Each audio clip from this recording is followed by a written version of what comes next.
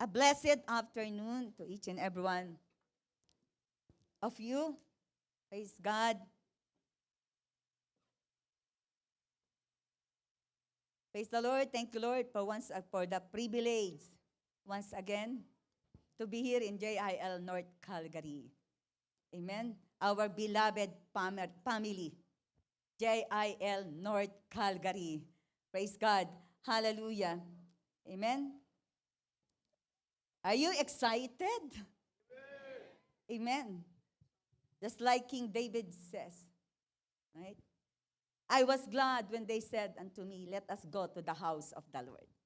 Amen? And that's why I know and I believe that each and every one of us who came here today, there is joy, there is gladness in our hearts. Amen? Joy in worshiping the Lord. There is joy. Kinanta natin, di ba? There is joy in the presence of the Lord. Amen? Praise the Lord. And as we move on, our theme for the month is Christ's humility is the answer. Manifesting servanthood. No? So, in John chapter 13, 14 to 15, so I entitled this message, Embracing the Value of Humility. So, embracing the value of humility. So, and once again, pwede po ba tayong tumayo? We love Jesus. We love His Word, right? And if we give reverence to our Lord Jesus Christ, we give reverence as well to the very Word of God.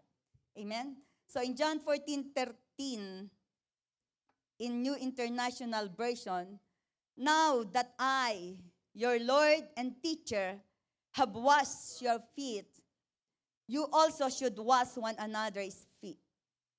Verse 15, I have set you an example that you should do as I have done for you. Sige po, makaupo na po tayong lahat. Let us all be seated. Okay.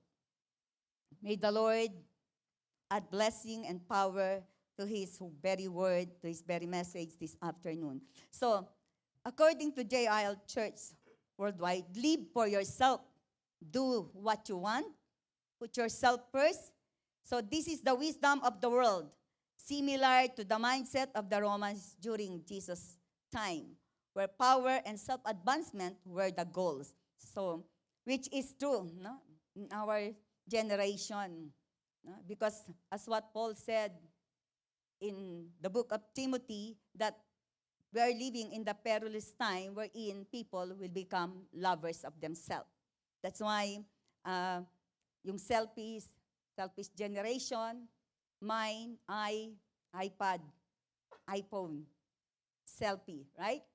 So, but Jesus chose different path upon knowing that the Father had put all things under His power in John 13:3. He didn't assert His authority on His disciples. Instead, He got up from the meal, took off His outer clothing, and wrapped a towel around His waist. In verse 4 of John chapter 13, to wash their feet.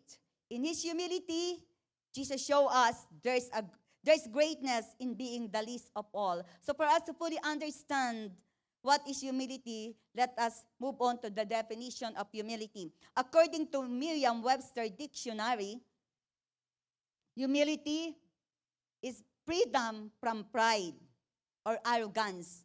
The quality or state of being humble, accepted the honor with humility. That means freedom from pride or arrogance. The quality of state of being humble, accepted to honor with humility. And in Cambridge Dictionary, it defines humility is the quality of not being proud. No? Because you are aware of your bad qualities. And another meaning, the feeling or attitude. The humility is the feeling or attitude that you have no special importance that makes you better than others. That means humility is lack of pride. Tingnan mo nga yung katabi mo. The way you look at them, or him or her, is there you can say, you can see, Is she? Is any humbleness? Amen? So, and then, even in the King James Bible, humility, from the root word humble, signifies a state of mind characterized by a lack of pride and arrogance, a modest estimate of one's worth, and a deep sense of unworthiness before God. No? It is the root word humble. It signifies a state of mind characterized by lack of pride and arrogance. That hindi dumating sa isip pa sa mind mo yung pride, no? A deep sense of unworthiness before God, that you are acknowledging that you are unworthy in the sight of God. So it involves submitting to God's will. So kasama sa humility, involves submitting to God's will, aligning your will to the will of God, and recognizing one's dependence on Him. That you acknowledge that apart from God, you are nothing and absolutely nothing. Amen? So humility is the opposite of being haughty, pride, or boastful. Freedom from pride. The Greek word for humility is tapeiноprosin.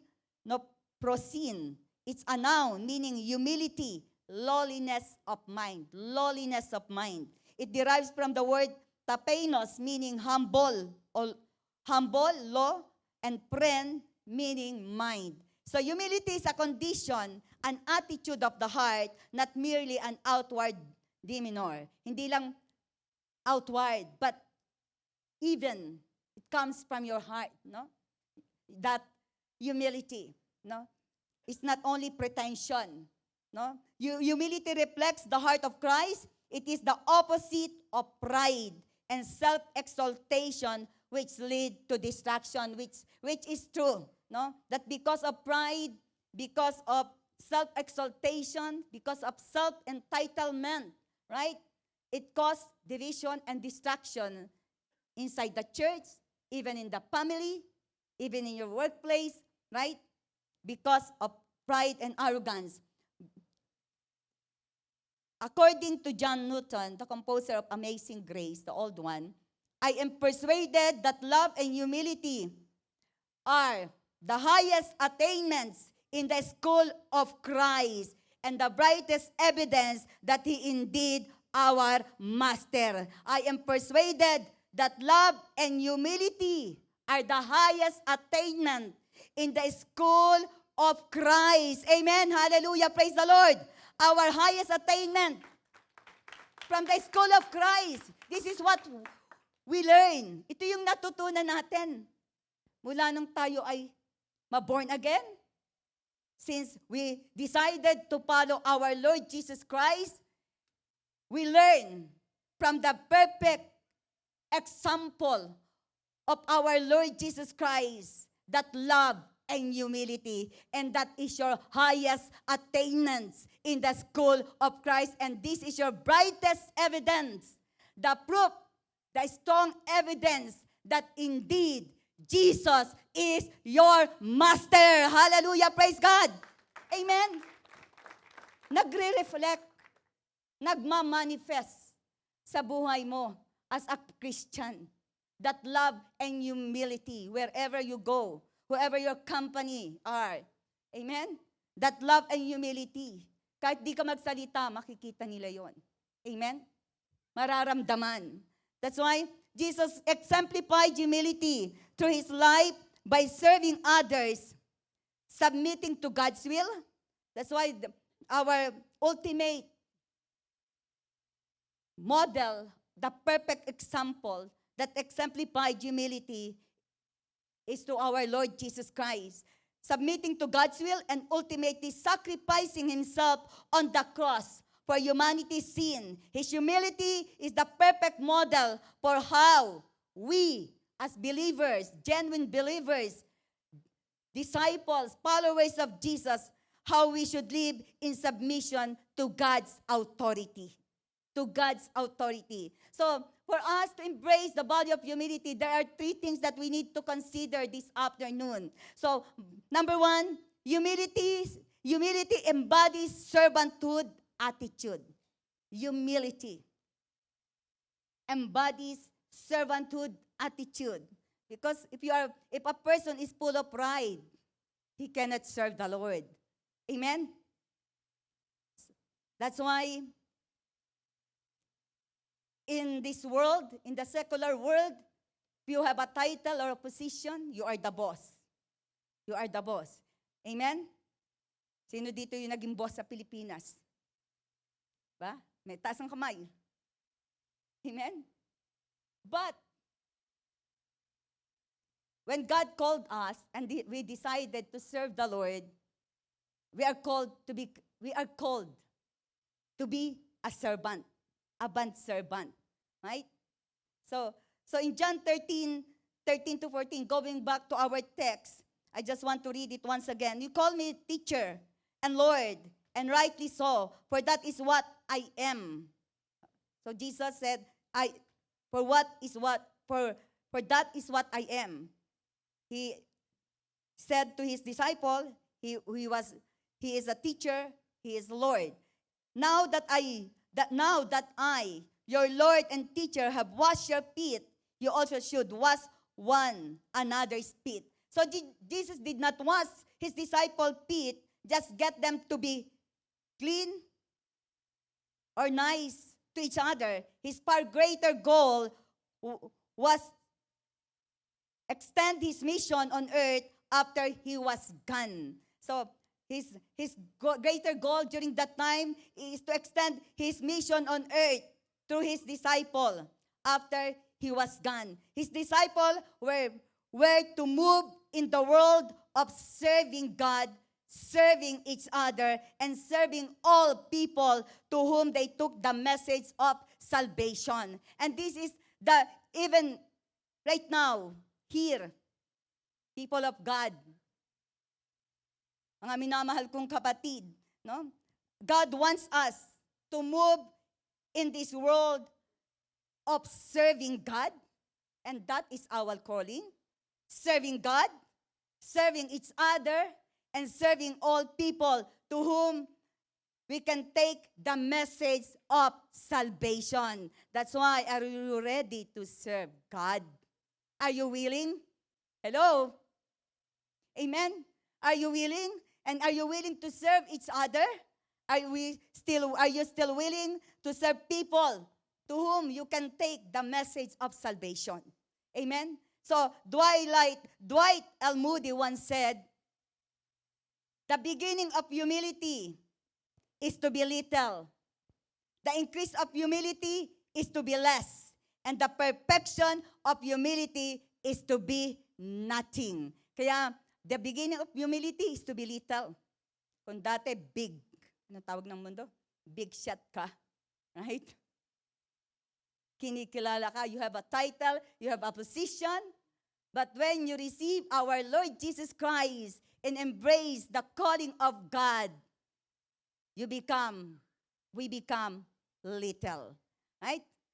And the increase of humility is to be less. Dati napakataas. But because we love Jesus, we learn to humble down before the sight of the living God. Amen. Hallelujah. Praise the Lord. Amen. Natuto tayong bumaba. Amen. Nawala na yung title, yung position. No? That's why, just like John the Baptist said in John 3:30 in King James Version, He must increase, but I must decrease. That means na walang ibang dapat maitaas, walang dapat ibang maparangalan, hindi ikaw, no? Walang ibang dapat maparangalan. Maging sa hapong ito, walang iba kundi ang pangalan ng ating Panginoong Jesus. Hallelujah. Praise the Lord. Amen. Hallelujah. Praise God. So this is a lesson necessary for growth. Growth, usefulness, and fulfillment in the Christian life. John the Baptist's willingness to decrease in importance shows unusual humility. Amen? So, in Philippians 2:5-10, so as we read, in your relationship with one another, have the same mindset as Christ Jesus, who, being in very nature God, did not consider equality with God something to be used to his own advantage. Rather, he made himself nothing by taking the very nature of a servant, being made in human likeness, and being found in appearance as man, he humbled himself by becoming obedient to death, even death on a cross. Therefore, God exalted him to the highest place and gave him the name that is above every name, that at the name of Jesus, every knee should bow in heaven and on earth and under the earth. So, if we read the Philippians 5 to 10, we can discover this is one of the greatest passages in the Bible regarding humility. Humility.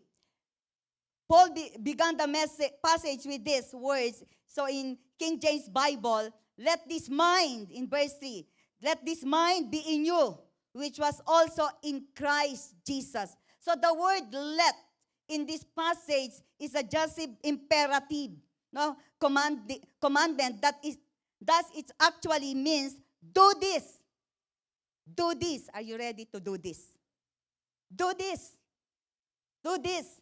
Get the mind of Christ in you. Get the mind of Christ in you. So, it is possible for us to have the mind of Christ. Do you believe in that? The mind of Christ. No? So, it is an imperative command and not just a suggestion. It is an exhortation of humility. So, Paul showed us how to be humble. Why? Because Jesus was, even to the point that he suffered the death on the cross for our sin. No? He humbled himself, being in the nature of God. He humbled himself. He made himself nothing. Nothing. Amen? That's why we are called to make ourselves nothing this afternoon. Nothing. No? But the only thing we have right now is no other than our Lord Jesus Christ. And if we have Jesus in our life, we have more than everything. Amen? Hallelujah. Praise God. Amen? Even though we make ourselves nothing, we made ourselves nothing right now. Praise God. We have Jesus. Amen? We have Jesus. And if we have Jesus in our life, that we have more than enough. We have more than enough. Amen? That's why, how foolish of us to act in arrogance when we have a Savior revealed to us exactly how we are to live in honest humility. Jesus Christ was humble. Amen? Do you believe in that?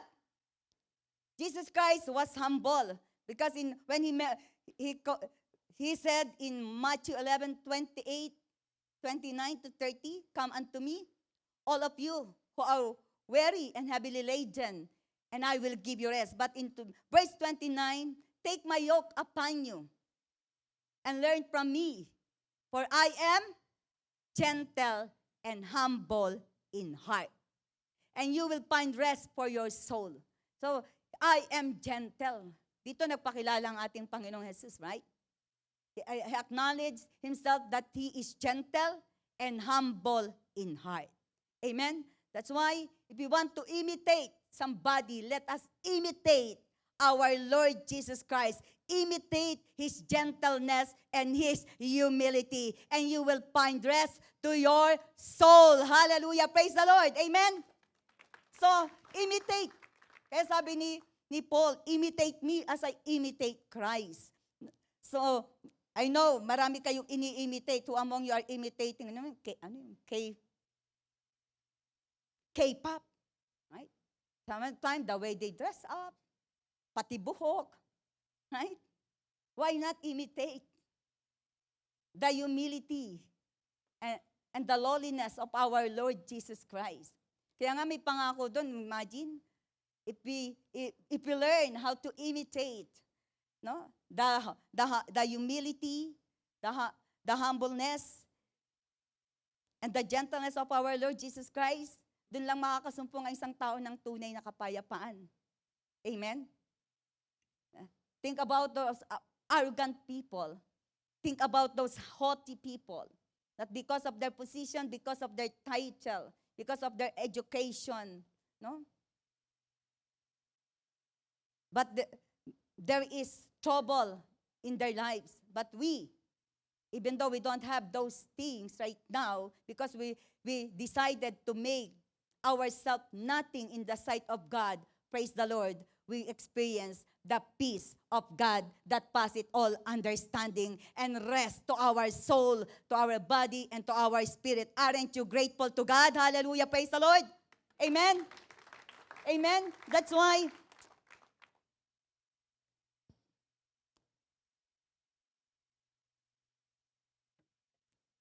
so I read it once again. Who being in very nature God did not consider equality with God something to be used to his own advantage. Rather, he made himself nothing by taking the very nature of a servant, being made in human likeness, and being found in appearance as a man, he humbled himself by becoming obedient to death, even death on a cross. That's why if we want to imitate our Lord Jesus Christ, let us imitate, no, his humbleness as long as we are living here on earth. Amen? Since humility is commanded by our Lord, we must take the issue seriously. Remember, pride has divided many Christians from one another and has led to the congregation being split up. Asunder, more importantly, arrogance sends a message to the world regarding the Christian life that our Lord does not desire to be portrayed, right? Because of arrogance, because of pride, because of haughtiness, no? That's why in every churches, nangyayari yung nag-split up, nagdi-division, right? Because, why? Because of pride. But if there is arrogance spirit, no, the enemy is sending the message to the world regarding that Christian life, no, does not desire to be portrayed. But praise be to God, here in this afternoon, I know and I believe that your heart is filled with spirit of humility. Hallelujah, praise the Lord. Amen. So as Christian, we must stand for the truth, but in doing so, we are to show forth the attitude of Christ. We must show forth the attitude of Christ. The fact that our Lord knew the human propensity to act in pride and arrogance is the reason humility is taught and commanded throughout Scriptures. That's why James 4:10, humble yourself before the Lord, and He will lift you up. You want to be lifted up by God? You want the Lord to exalt you in a due time? The key is humble yourself in the very sight of God. Amen, hallelujah. Mahirap bang gawin?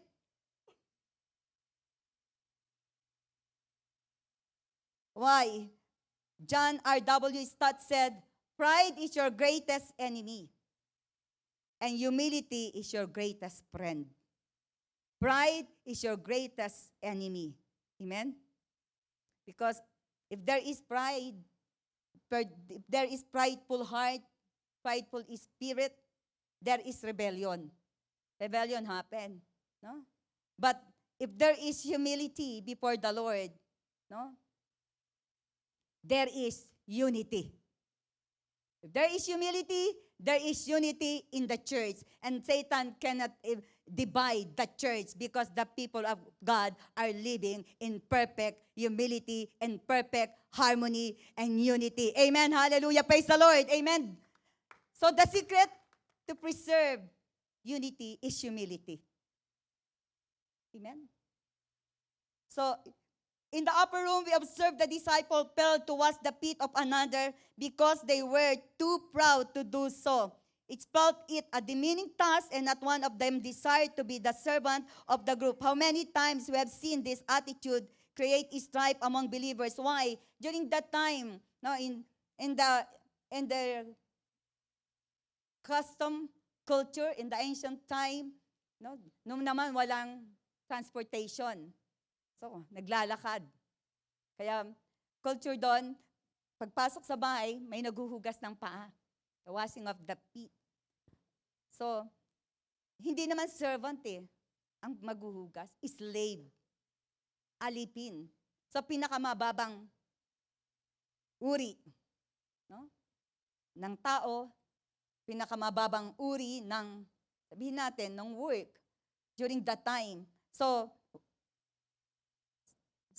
our Lord Jesus Christ, in John chapter 13:4-5, he got up from the meal, took off his outer clothing, and wrapped a towel around his waist. And after that, he poured water into a basin and began to wash his disciples' feet, drying them with the towel that was wrapped around him. And then in verse 15, he said, I have set you an example that you should do as I have done for you. Kaya nga sapong to, are you willing to wash your brothers and sisters' feet?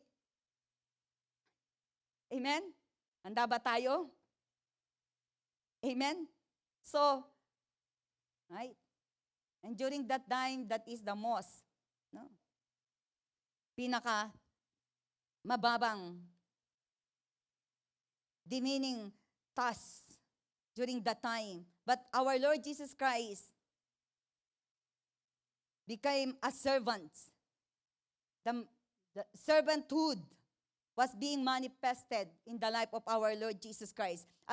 So what is a servant? A servant's job is to do all he can to make life better for others, to free them to be everything they can be. A servant's first interest is not himself, but others. So servanthood is a loving choice. We make to minister to others, according to Gail D. Erwin in his book, The Jesus is Style, page 48. So a servanthood is a loving choice. Who among you want to choose to become a servant? Raise your hand. Amen? So kokonti lang, ano? So servanthood, why? No? Is a loving choice. We make to minister to others. That's why if you chose to serve the Lord, you are willing, hello, na maging tagalinis ng church, right? Ano yun? Yung pag-arrange ng chair, it is a loving choice, right? Washing the dishes in the kitchen, it is a loving choice. No? Serving your spouses, it is a loving choice. Serving your children, it is a loving choice. Amen? Because you are willing to become a servant. You cannot be called a servant of the Most High God without loving our Lord Jesus Christ. Amen? Amen? Hallelujah. Praise the Lord. Amen? It is a loving choice. Serving the Lord in His ministry is a loving choice. To become a servant, it is a loving choice. No, hindi ka pwedeng maglingkod sa Diyos nang wala kang pag-ibig. Hindi ka pwedeng maglingkod to other people without love. So like Christ, we should have a servant's heart, attitude, serving out of love for God and for others. Just like Paul in Acts 20 verse 19, he said, I serve the Lord with great humility and with tears and in the midst of severe testing by the plots of my Jewish opponents. So Paul, no? Dating member of the Sanhedrin, no? Chief officer during that time, highly educated by Gamaliel, when he encountered our Lord Jesus Christ and decided to follow Jesus and to serve Him, no? He considered himself nothing, no? And served the Lord with great humility, with tears, and in the midst of severe testing. Kaya nga, ang paglilingkod natin sa Lord, tinitingnan niya ng puso natin Amen? Tinitingnan ng Lord ang puso natin. The more the Lord nire-raise up ka, Amen? Kasama kang maging CMT, ministry head, no, life group leader, the more. That's why leadership is not a title. Leadership is not a position. Leadership, serving the Lord in His ministry as a leader, the Lord called you to become a bondservant, the servant of all the least. Amen. Hallelujah. Praise the Lord. Amen. With great humility. Ang pagkatawag po sa atin ng Lord, maging tagapaglingkod eh. Kaya pag harap natin sa Lord, hindi naman sasabihin ng Lord, well done, pastor. Well done, bishop. Well done, missionaries. Well done, evangelists. The moment our Lord Jesus Christ welcome us in heaven, we are equal in the sight of God. God, we will be hear from our Lord Jesus Christ the sweetest word.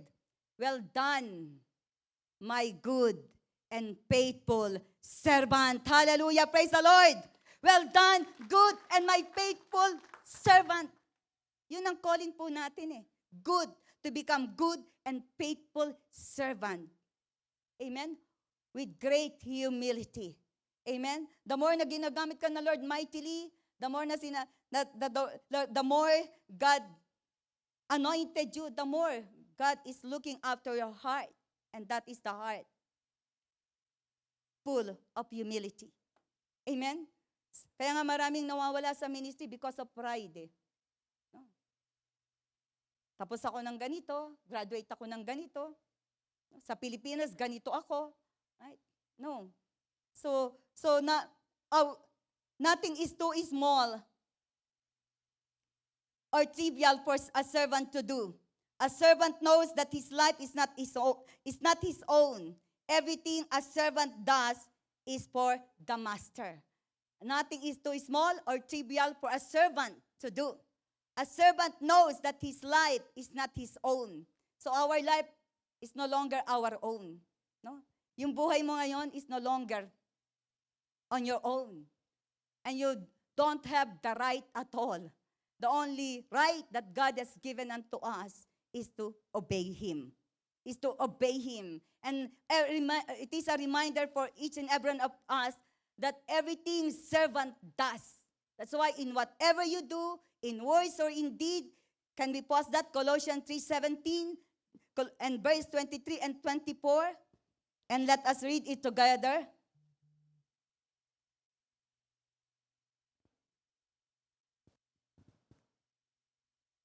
Sige po, pakibasa ng bawat isa.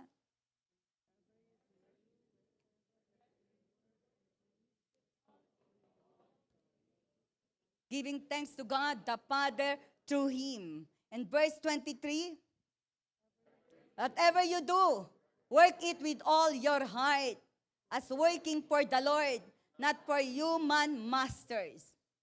Since you know that you will receive an inheritance from the Lord as a reward. It is the Lord Christ you are serving. Hallelujah, praise the Lord. Isa lang po ang boss natin, isa lang ang master natin. Walang iba kundi ang ating Panginoong Jesus. That's why we should know and we must fully understand kung bakit ka naglilingkod sa Diyos. Amen? We are not serving any people. We are serving the King of Kings and the Lord of Lords. And servanthood attitude is not only in the four corners of this church, but even outside the church, especially at home and even in your workplace. In your workplace.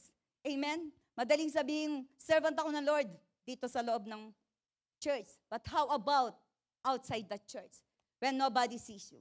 Right?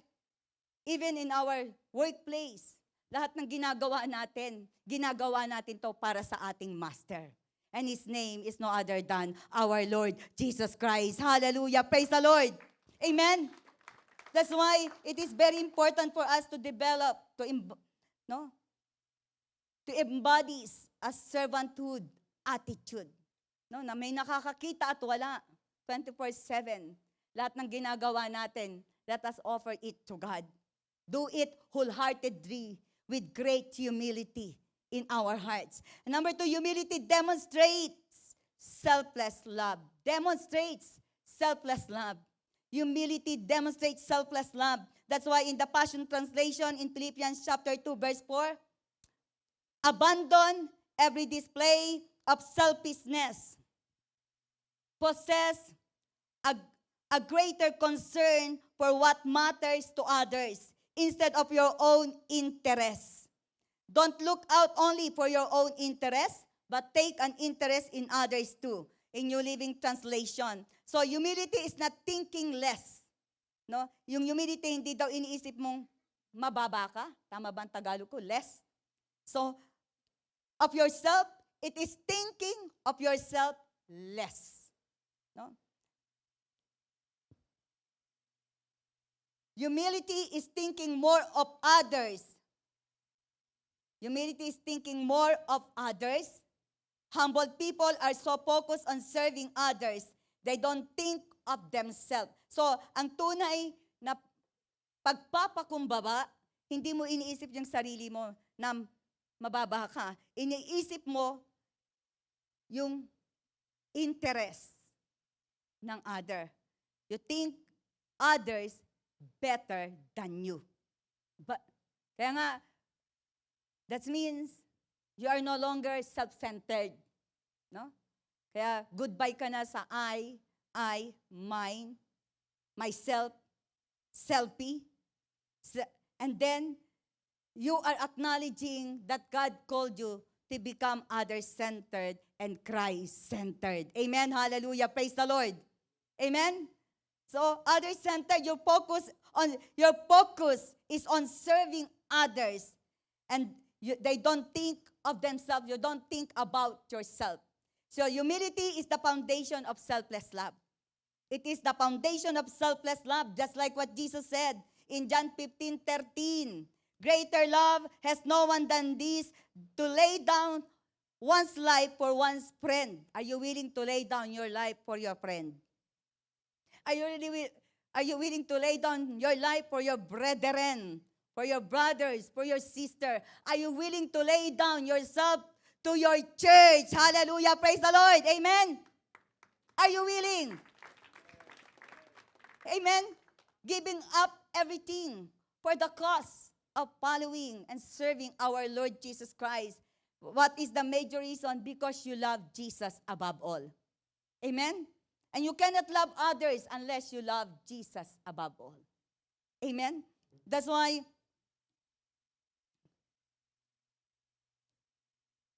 going back to Philippians 2:5 and 8. No, we read it a while ago. So our precious Lord and Savior laid down the crown, the glory crown. So as an example in your relationship with one another, have this mindset as Christ Jesus.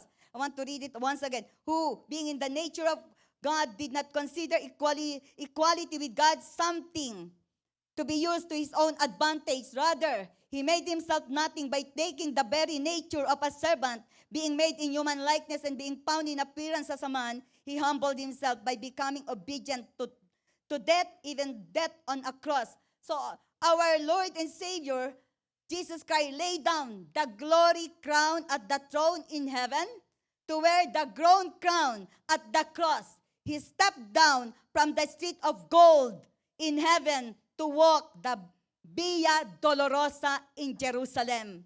He left the praises of the angels to come to these worlds and accept the curses of sinners. And just before he went to the cross, he knelt to accept the humble role of a slave and wash his disciples' feet. Remember, because of the greater love, the unconditional love, the sacrificial love, the selfless love of our Lord Jesus Christ, he left the splendor of heaven. Amen? He laid down the crown, the glory crown, at the throne in heaven to wear the crown of thorns. Amen? And then he stepped down from the street of gold in heaven to walk the Via Dolorosa, carrying the cross. Why? Amen? Imagine when He came down from heaven, saan ba pinanganak si Jesus? Sino dito pinanganak sa prestigious hospital? St. Luke. Sa foothills, right? Saan pa? Peter Lahid. When was Jesus born? Amen? Saan? Manger. Sabsaban. Amen?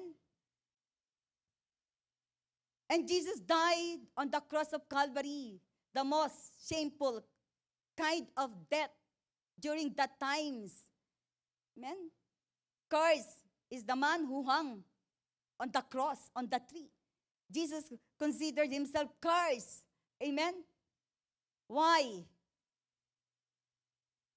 Because of the unconditional love of our God to each and every one of us. Hallelujah. Praise the Lord. He humbled himself. He came down from heaven just to reach us out. How about us? Saan ba tayo nang galing? Right? But our Lord Jesus Christ, He was willingly, humbly died on the cross of Calvary just to save us, sinners, just to forgive us, just to redeem us, just to demonstrate His great love for us as what written in Romans 5:8. But God demonstrate His own love for us in this, while we were still sinners, Christ died for us. Hallelujah. Praise the Lord. Amen. That's why Jesus revealed that Christian is to live, how to live. Amen.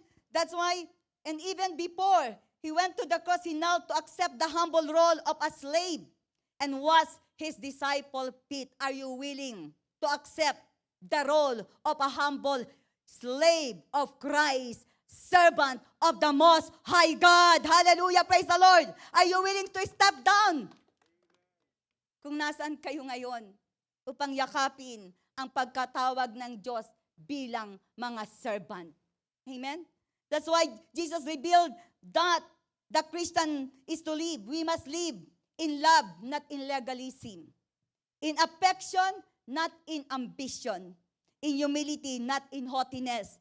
That's why what Jesus said in John 13:34-35, a new commandment I give to you. Sige, kayo po magbasa. Tingnan mo yung katabi mo. A new commandment.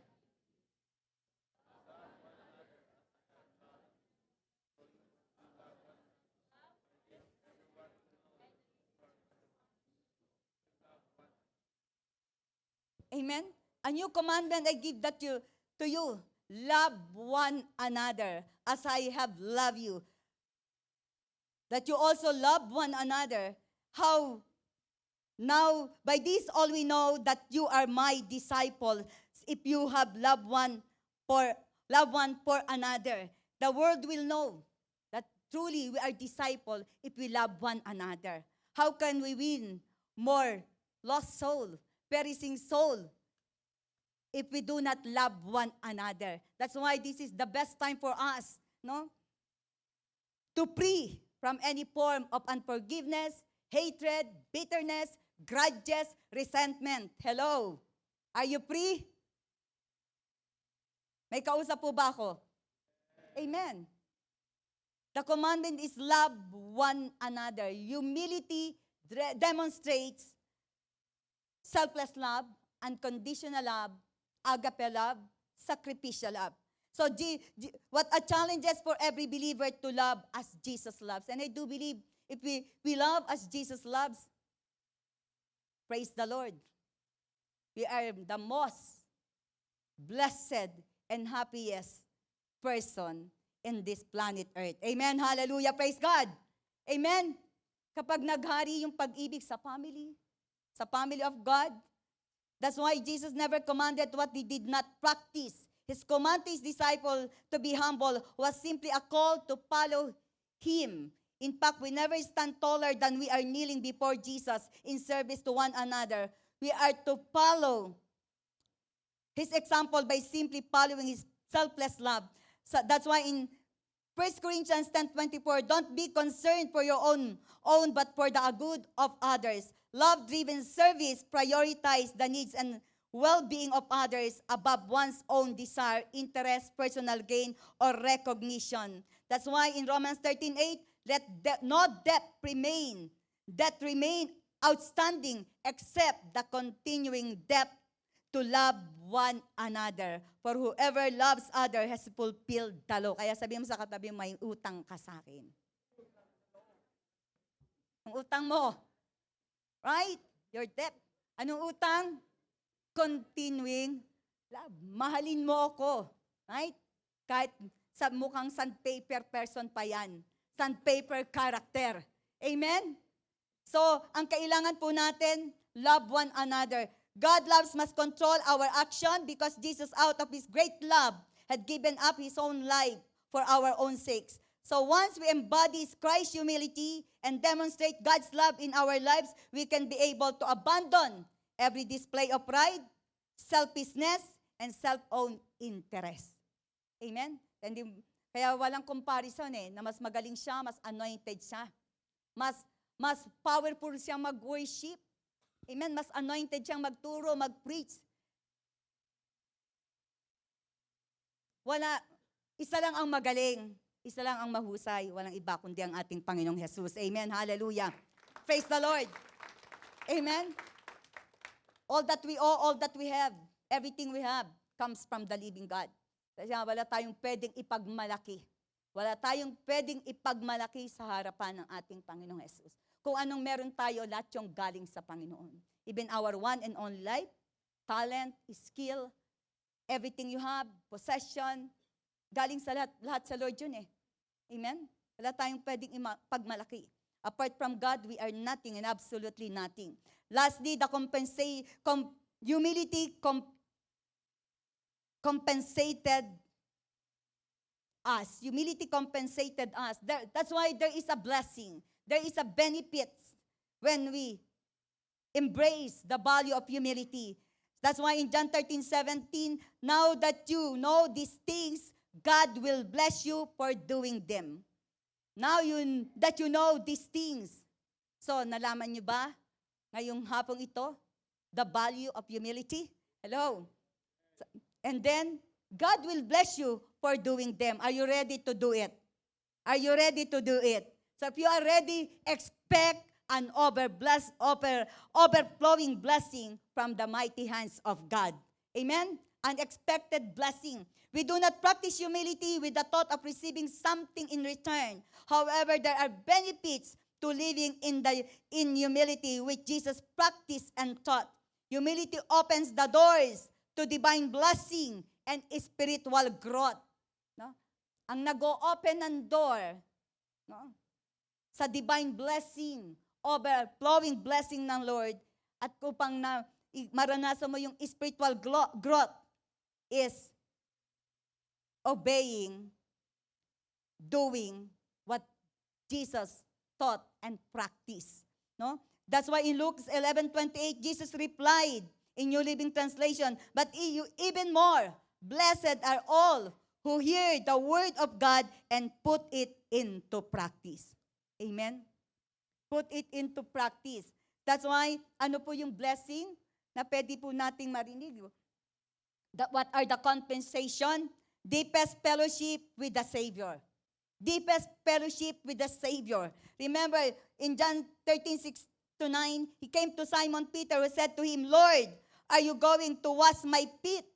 Jesus replied, you do not realize now what I am doing, but later you will understand. No, said Peter, you shall never wash my feet. Jesus answered, unless I wash you, you have no part with me. You have no part with me. Then, Lord, Simon Peter replied, not just my feet, but my hands and my head as well. So Jesus told Peter that unless he allowed his feet to be washed, he had no fellowship with him. In other words, deepest fellowship with Jesus is only available when we submit to His will in all things. So deepest and intimate fellowship with Jesus is found with basin and towel, on our knees beside Him in humble service. Amen? Hallelujah. Praise the Lord. So that's why if you want to develop a deepest and intimate relationship and fellowship with Jesus, you are willing to be with basin and towel. That means you are willing to become a slave and a servant of the Most High God. Hallelujah. Praise the Lord. Showing your humble service before the Lord and before the eyes of men. Amen. That's why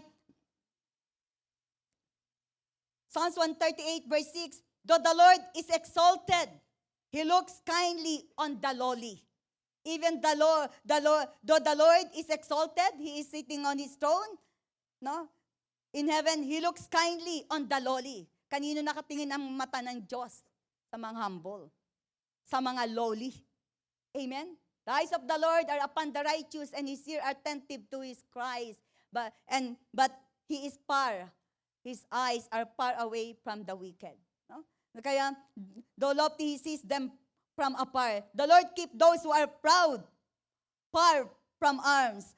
Lent, we must look to the demonstration of Jesus in order to know and practice true humility in our lives. Kanino ba close ang Lord? The Lord is close to the brokenhearted and save those who are crushed in spirit. Kaya kung gusto mong lagi kang tinitingnan ng Lord every day, if you want to look the Lord, if you want the Lord to look at you kindly, remain humble. Remain humble and show your humble service in the sight of God. May nakakakita o wala until the coming or the imminent return of our Lord Jesus Christ. Amen. Hallelujah. Praise the Lord. Hindi dapat nagbabago. The more you receive promotion from God, the more God exalted you, no? The more you humble yourself before the Lord. And that is acknowledging the rulership, the lordship, and mastership of our Lord Jesus Christ. Another thing, fruitfulness in service. Not only in the ministry of God, wherever you go, maranasan mo yung fruitfulness. No? Sabi ni Jesus, I am the vine, you are the branches. If you remain in me and I in you, you will bear much fruit. Apart from me, you can do nothing. We cannot serve God properly and powerfully in our own strength. All of our unrighteousness is like a filthy rags to God, according to Isaiah 64 verse 6. So we can only serve God successfully, powerfully, when we humble and submitted to Jesus, to His power. His power must be at work in us for our labors to be effective for Him. That's why it requires humility. Humility. Hindi magiging fruitful yung service mo in the ministry. Hindi ka magiging fruitful, successful sa yung work, no? Sa yung pag-aaral, if your heart is full of pride. But humility, God will benefits your service with fruitfulness. Not only fruitfulness, growth, expansion, multiplication. And you will receive great favor from the Lord. Amen? That's why in John 15:16, you did not choose me, but I chose you and appointed you so that you might go and bear fruit that will last, and so that whatever you ask in my name, the Father will give you. It is not an accident why you are here this afternoon. It is not an accident kung bakit ka naglilingkod ngayon sa Panginoon, because it is God who called you, it is God who has chosen you, it is God who has appointed you. Hallelujah, praise the Lord. Not to be barren, but to become fruitful in all the things you do. Amen? But to become fruitful and effective in your service to Christ, humble yourself to Him and watch He will do in you, to you, and through you. And the secret is, humble yourself, therefore, under God's mighty hand, that He may lift you up in due time. In due time. No, may perfect time ang Lord to bless you. May perfect time ang Lord to promote you. So, ang kailangan lang natin, let us remain humble. Amen? So, there is a blessing in fruitfulness. That's why, do not depend on your knowledge, on your education, on your talent. No? Kaya nga tayo, mga lingkod ng Diyos, disciple ni Jesus, we must always empty ourselves. No? We are still in the school. We are all learner. Sabi nga yung disciple, ang ibig sabihin, matetes, learner. We are learner. No? Habang tayo naglilingkod sa Diyos, lagi tayong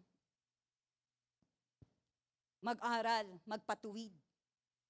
Kaya, one of the evidence ng isang humble servant of God, meron kang teachable heart. You are willing to be trained, you are willing to be corrected. Teachable heart. Na once you are corrected, andun, hindi ka nag-react negatively, right? So, and another last benefits or compensation that we receive from the Lord, no, through humility is forgiveness of sin. This is my last point. Why? We are living in the grace of God. That every time we are subject to commit sin. No? Pwede pa rin tayo magkasala. Sino ba rito ang di nagkasala ngayong mga araw na to? Taas ang kamay. Meron ba? Amen? Walang matuwid, wala kahit isa. No one is righteous, for all have sinned and fall short of the glory of God. But praise be to God. But because of the unconditional love of God, because of the mercy of God, the grace of God, hallelujah, praise the Lord. Forgiveness of sin is always available to us. Amen? How many times we fall? How many times we tempted? How many times we committed sin? But praise be to God, the God whom we serve is full of mercy and compassion, full of forgiveness. He is a loving God, a forgiving God. Amen? He is the God who blots out our transgression and remember our sins no more. And as far as east as from the west, so far He has removed our transgression from us. Why? As a Father, because our God is a loving God. As high as the heavens are above the earth, so great is the Father's love unto us. That's why we should be grateful. Amen? That's why habang tayo may buhay, may pag-asa. Amen? Kaya if you are now, meron kang guilt sa puso mo, meron kang condemnation ngayon because you fail God, no? Because of your shortcoming, your iniquities, your transgression, today, God loves you. And God can forgive you. Amen? Hindi ka tulad ng tao, kasi sabi nga nung matatanda, kahit ng mother ko, nung kabataan ko, hindi pa ako naboborn again, kahit magpantay ang pa ako, hindi ko sila mapapatawad. Amen? But praise be to God. Amen? God, because of the agape love that being poured out into our heart by the power of Thy Holy Spirit, we are able to forgive those who hurt us. Amen? Hallelujah. Praise the Lord. Kaya mo nang magpatawad, kaya mong umibig. Kasi ang Diyos, pinatawad ka. And then, my praise, if my people who are called by my name will humble themselves and pray and seek my face and turn from their wicked ways, then I will hear from heaven and I will forgive their sins and heal their land. And it addressed to the people of God, and I do believe in the fourth corner of this sanctuary, we are the people of God. Hallelujah. Praise the Lord. If we humble ourselves before Him and pray and seek His face, turn from our wicked ways, and sabi doon, I will hear from heaven, and I will forgive their sin, and will heal their land. And katulad kanina nung binensyon na nag-opening prayer, if we confess our sins, He is faithful and just and will forgive us our sins and purify us from all unrighteousness. No one has ever been forgiven without first being humble before the Lord. If you want to receive the forgiveness of God, the secret is humble yourself. And once we humble ourselves to God, makita mo ang Lord, titingnan ka with full of love, full of compassion, full of kindness. And that is our God. Hallelujah. Praise the Lord. Amen. So, as we move on to our conclusion, may I invite everyone to arise. So, humility embodies the nature of Christ in our lives. Relationship and service to God.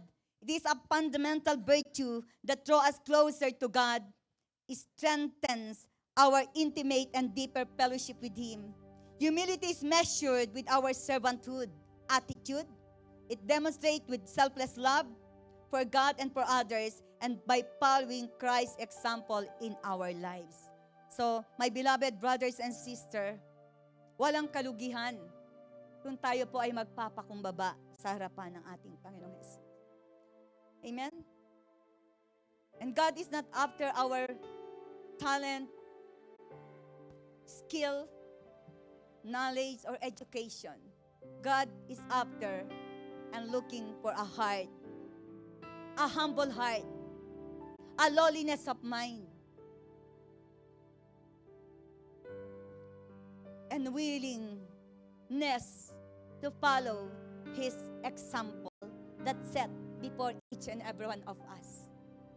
And I do believe if that humility is in you, you can serve the Lord without any condition.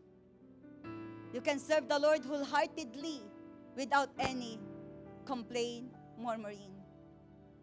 And you can serve the Lord free from pride and arrogant spirit. Amen?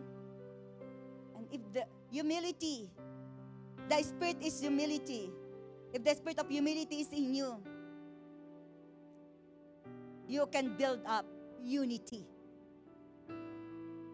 within your family, within the church, and wherever you go.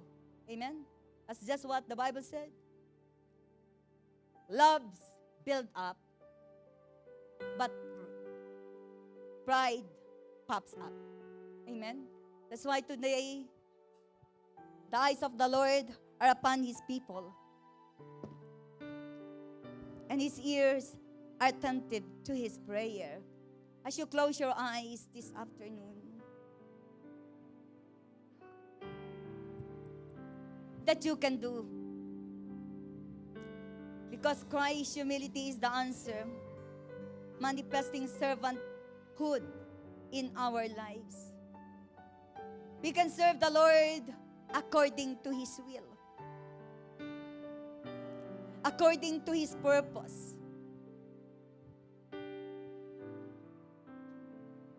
And you can embody humility with a servant attitude. And through your lives, if you humble yourself before the Lord, you can demonstrate that selfless love to your family, to your brethren, to the lost souls. And you can reflect the very nature of God in this world. Hallelujah. Hallelujah.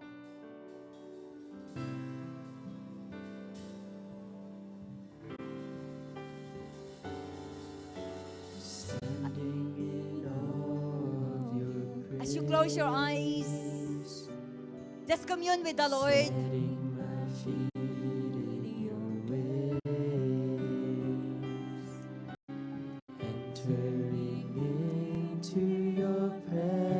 And humble yourself before the Lord. To behold you face to face. And with all humility, with a humble heart, God of all are you willing to follow grandeur, the example of our Lord Jesus Christ?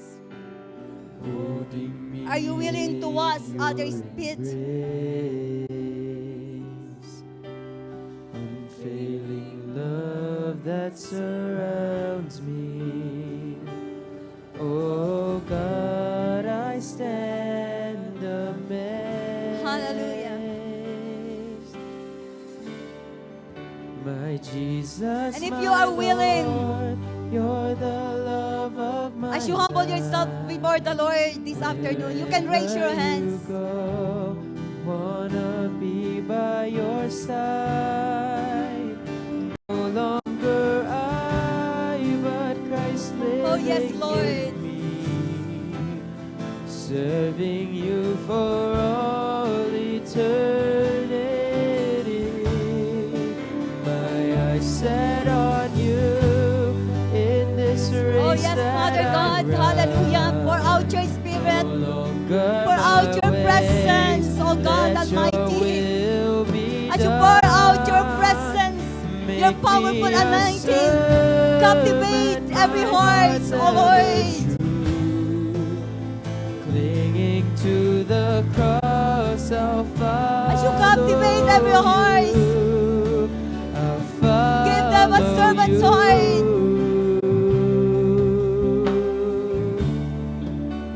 Standing in awe, standing in awe. Yes, we are standing. Grace, setting my feet in your Are you willing, my beloved brothers and sisters?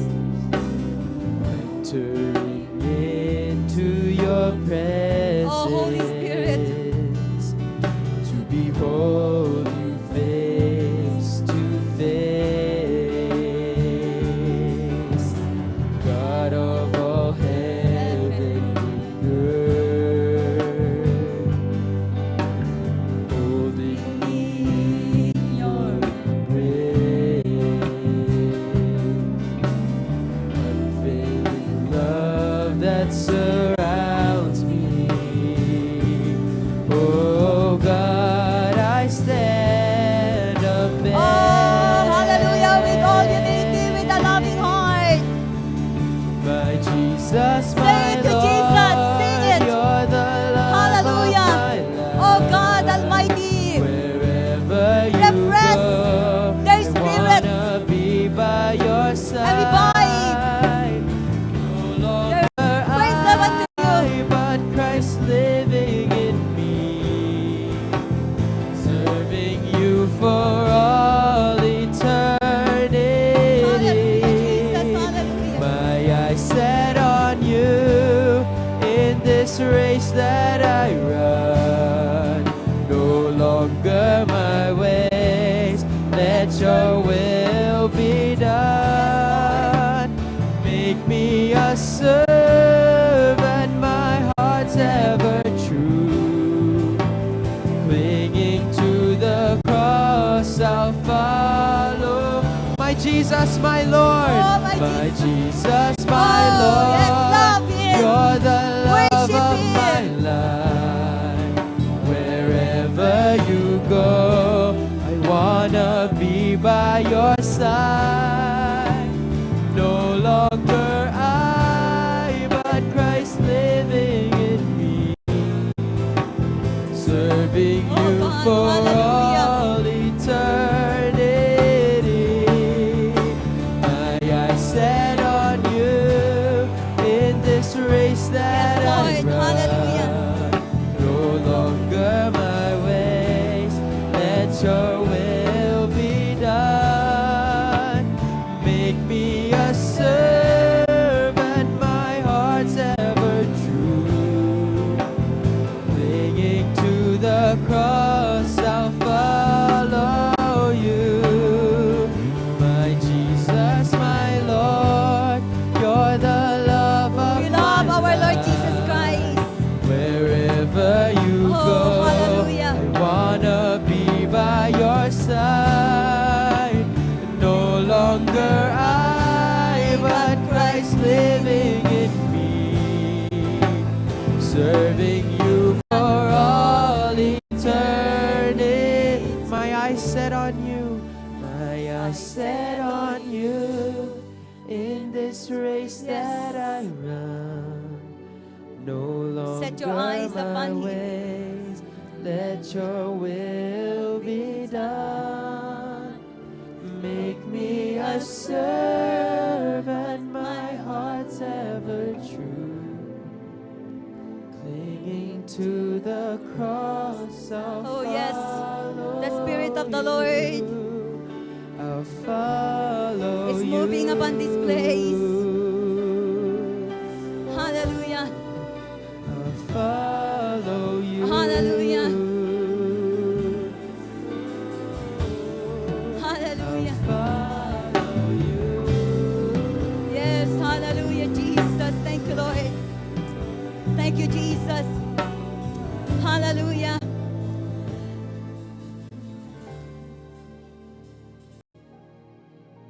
Hallelujah.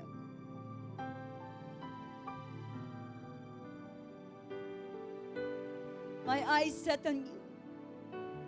Yes, Lord.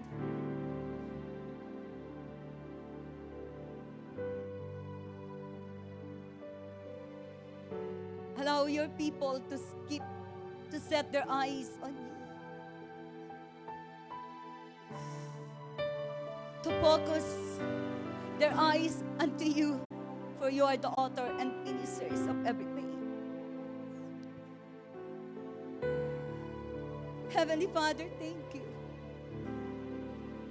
for reminding us this afternoon that Christ's humility is the answer to manifest that servanthood, that servant hearts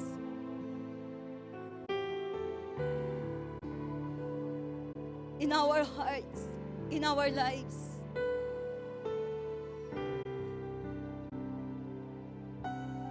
Lord, you know the way that your people take, oh God Almighty. There were times in their lives, oh God,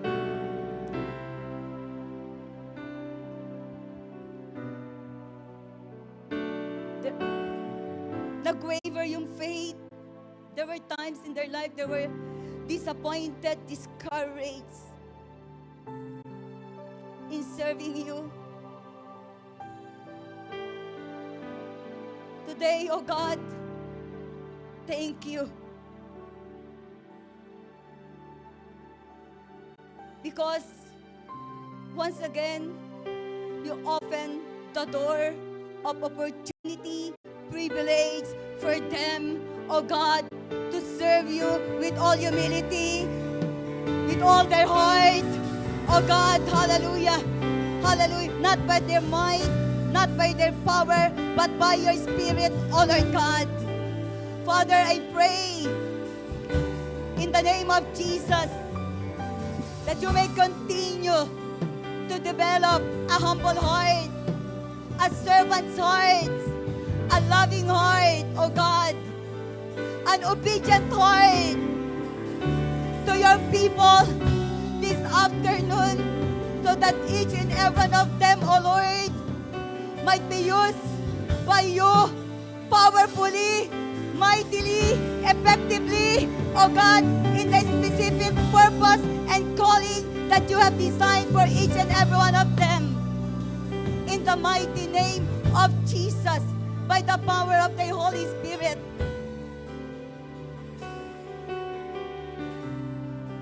Lord, lay your hands upon your people this afternoon. And as you lay your hands right now, release your powerful touch, your powerful anointing, so that each and every one of them will be refreshed, will be revived, will be strengthened, will be empowered by the power of your Holy Spirit, in the name of Jesus, in the name of Jesus. Oh God, embrace them by the power of your love. And as you embrace them, Lord, take away every burden, every worries, every problem, every peace, every cares. Oh God, in the mighty name of Jesus, we believe as you touch them, you are removing all those struggles, pressures upon their lives. And as you touch them, Lord, thank you that right now they find rest to their soul, to their body, to their spirit in the mighty name of Jesus. And let the spirit of comfort, joy, and peace continue to flow and manifest upon your people today in the name of Jesus. And to those who are sick right now, just lay your hands upon your body and believe that the great healer, the great physician is here to heal you. To heal you. Father, in the mighty name of Jesus, whatever sickness, pain, illness, and diseases upon the very body of your people, we believe, oh God, that you sent your word right now to heal them and to deliver them from any form of destruction. Lord, we believe that by the wounds of Jesus, your people are healed. Healed in the mighty name of Jesus. In the mighty name of Jesus, from any form of high blood pressure, whatever, even cancers, diabetes, arthritis, gout, migraine, whatever kind of sickness and diseases, we believe, oh God, that by your wounds, they are healed. For you said in your word, you took their infirmities, carried their pain and sorrows when you hung your body on the cross. And by your wounds, they are healed. They are healed. Receive your healing. Receive your deliverance. Receive your miracles in the mighty name of Jesus by the power of the Holy Spirit. Yes, we believe according to your faith. It is done. It is done. It is done in the name of Jesus. And thank you, Father God. Hallelujah. Thank you for their healing. Thank you for their miracles. And to those who are asking for financial provision, asking, Lord, for a right employer, and even asking for a permanent resident. Lord, we believe right now. Now unto you, O Jesus, you are able to do immeasurably more than they ask and pray. For your power, Lord, is working upon their lives. In the name of Jesus, receive that God, believe and receive. God answers your prayers. Hallelujah. Thank you, Lord. Thank you, Father. Thank you, Jesus. Hallelujah. Hallelujah. And into your mighty hands, we entrust your people this afternoon.